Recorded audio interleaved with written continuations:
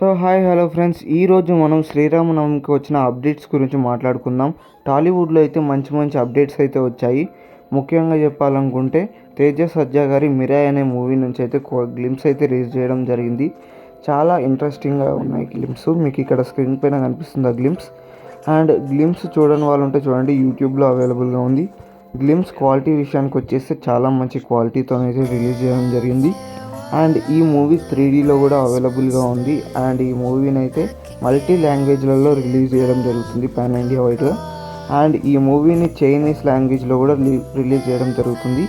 And story విషయానికి వచ్చేస్తే కళింగ యుద్ధం తర్వాత అశోకుడు మామూలు మనిషిగా ఎలా మారాడు, బౌద్ధ మతాన్ని ఎందుకు ఎంచుకున్నాడు, ఈ స్టోరీ జరిగిన తర్వాత ఏం జరిగింది. అండ్ మెయిన్ స్టోరీ వచ్చేసి ఈ మూవీలో అయితే 9 బుక్స్ ఉంటాయన్నమాట. ఒక్కొక్క బుక్ ఒక్కొక్క రక్షకుడు అయితే ఉంటాడు. అండ్ మన హీరో కూడా ఒక బుక్కు రక్షకుడిగా ఉంటాడు. అండ్ ఒక విలన్ అయితే ఉంటాడు. ఆ విలన్ అయితే బుక్ల కోసం వస్తాడనమాట. సో తేజ సజ్జా ఆ విలన్ ఎలా ఆపాడనేది స్టోరీ. అండ్ ఈ మూవీలో వచ్చే ఒక రూమర్ ఏంటంటే ఈ మూవీలో మంచి మనోజ్ కూడా యాక్టింగ్ చేస్తున్నారని అయితే మనకు చెప్తున్నారు.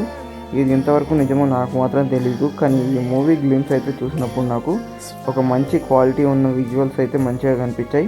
ఇంకా ఫైటింగ్ అండ్ కొరియోగ్రఫీ విషయానికి వచ్చేస్తే ఫైటింగ్ కొరియోగ్రఫీ చాలా ఇంట్రెస్టింగ్ అయితే తీశారు. ఈ మూవీని అయితే చాలా లాంగ్వేజ్లో రిలీజ్ చేయడం జరుగుతుంది. అండ్ ఈ మూవీ 2015 ఏప్రిల్లో అయితే రిలీజ్ అవుతుంది. ఈ మూవీ డైరెక్టర్ అయితే కార్తిక్ ఘట్టమని మొన్నే ఈగల్ సినిమా తీశాడు, మీరు వాచ్ చేయండి.